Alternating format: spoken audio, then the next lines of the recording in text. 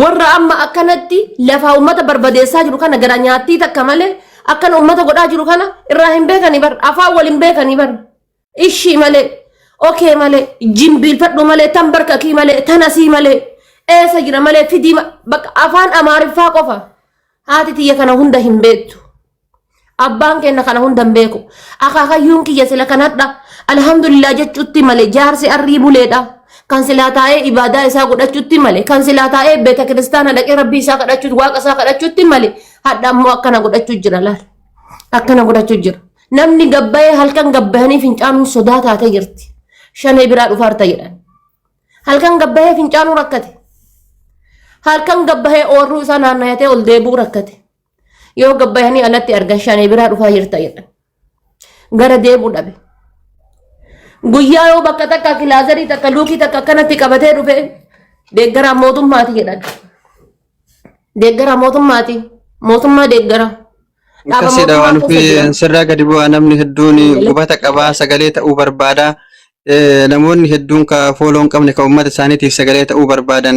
gama sagalee ittiin ta'an dhabanii baay'ee rakkatanii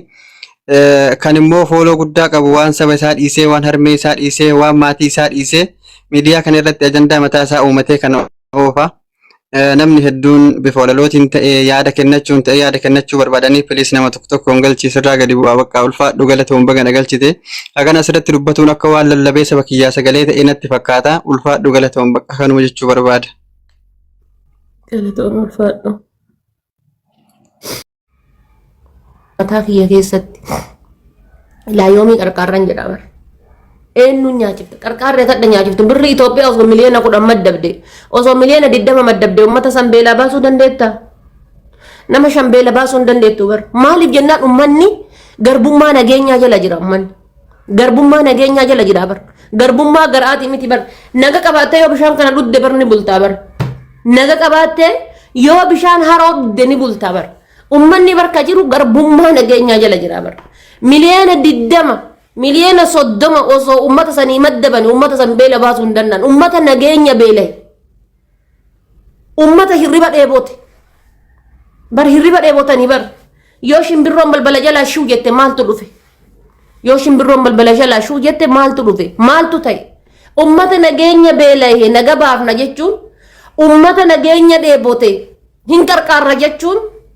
ummata nageenya dheebote hin qubsiifna jechuun achilim hin danda'amu دندام يماون نجرنو ومن دندام نه ومن يهدم نلله ومني كبيله نجاي ساعة بيله نجاي ساعة ديبوته نجاي ساعة ركته نجاي ساعة شجرة ميجتو شجرين ومني كابو نجاي ساعتي هذا تو علمه ولا رجوله به علمه تو هذا ولا له أبى تو علمه ولا له علمه تو أبى ولا له أفاول ولا له قافني أكم جرت جرون سلام نو يراني Singale waan biraa hin argu jimbiilfadhu malee mataa gubbaa dhaabanii barri yoo as banatee jedhe jimbiilfadhu qofan arga waan biraa hin argu afaan itti haasa'amuun afaan biraati bitaa mirgatti hidhatee gamasitti hidhatee gamana hidhatee qaama hunda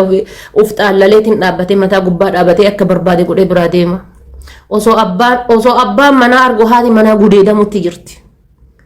osoo bar abbaan manaa akkanatti argu bar haadha manaa gudeedu jirani bar gudeedamu jirti dubbachuun ammoo rakkoodha akki dubbattuun hin jirtu gudeedamtee jettee cadhisu jirti dhiirri gudeedamee jedhee cadhisutti jira yeroo kana keessatti yeroo ka biyya bulchu Oromoodha yeroo ka aangoorra jiru Oromoodha yeroo ka bosona jiru Oromoodha eenyutti sagalee taanaan jedha bara narra kadhee bara eenyutti sagalee taanaa eenyutti dubbanna eenyutti haasofna de afaan amaariffaatiin haasofnee sagalee ta'an namoo akkam taanan jedha bar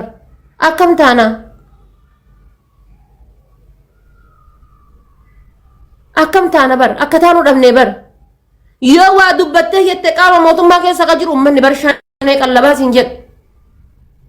ummanni bar shanee qallabaa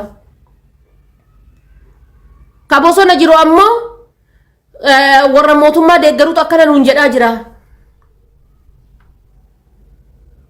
ummanni bar karaa lama dhama'ee bar niitii abbaa lamaa taate haati tiyya niitii abbaa lamaa niitii abbaa lamaa taate tokko halkan waliin bula tokko guyyaa wajjin bula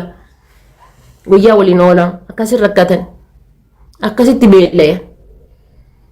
ummanni shirkaa kan gaafa duraa akkasitti qarqaarre kan gaafa duraa akkasi bira dhaabanne haga hadhaa dhaabatee jira qeessaatti deebi'ee jira ummanni shirkaa deebi'ee qeetti hin deebine bara gammaatitti hagammaa haran galfanne bar karaa gubbaa jirti bar karaa gubbaa dhaabachuutti jirti bar karaa gubbaa deemutti jirti bar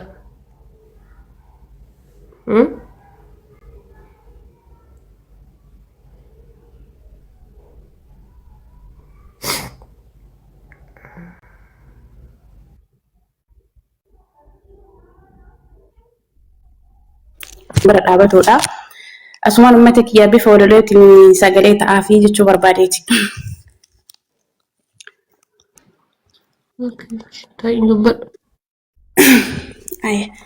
Amshirka arsiitoo amshirka harmeetoo dararaa baay'eedhaan kinoo har'a geessee harkaa farma muraa keessallee darbitee bilisoomne jennee mataa ol qabanne osoo nuti hin beekin harka wayaa jalaan har'allee dhumanne osoo nuti hin beekin harka wayaa jalaan har'allee dhumanne silaa bilisoomne jenneetiin dubbannaa imimmaan harmee hoo qooree mee argina ilaamee yaa harmee kuni diinaa miti inni si boocise kinoo ilmoo keeti inni si boocise kinoo ilmoo keeti. Hawaasa nagahaa qe'ee irraa ari'aa imimmaan harmee koo kinoo bara baraan ima dhangala'a. Harmee too boochisaa daa'imman didiqqoo rasaasaan gombisaa bilisummaan kana gahee mee nu dhiisa. Haadha ofii boochisaa qe'ee irraa buqqisaa hawaasa nagahaa tumaadhaan bilcheessaa bilisummaa fiduuf ufii wal ajjeesa.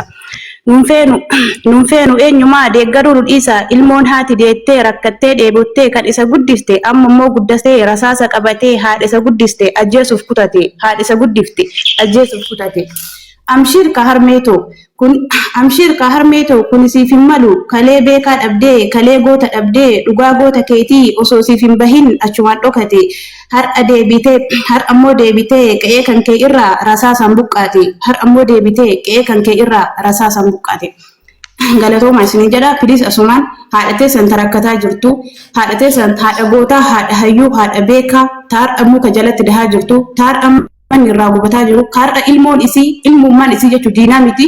ilmummaan isii haadha teessan miidhaa jiru haguma dandeettanii sagalee ta'aafi jedha waan ofii asumaan waan na seensisteef baay'ee galatoomii isin jedha. Assalamu alaikum warahmatullahi wabarakatuh. Waalaikum salaam warahmatullahi wabarakatuh.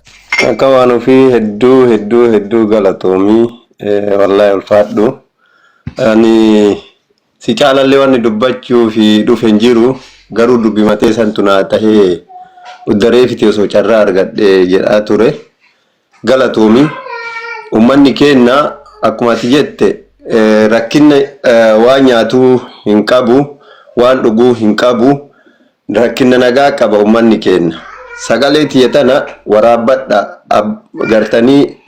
abbaa dhimmi ilaallatuu fi ummata Oromoo hunda bira haa geettu. Maaliif jedhee atuu kaaftee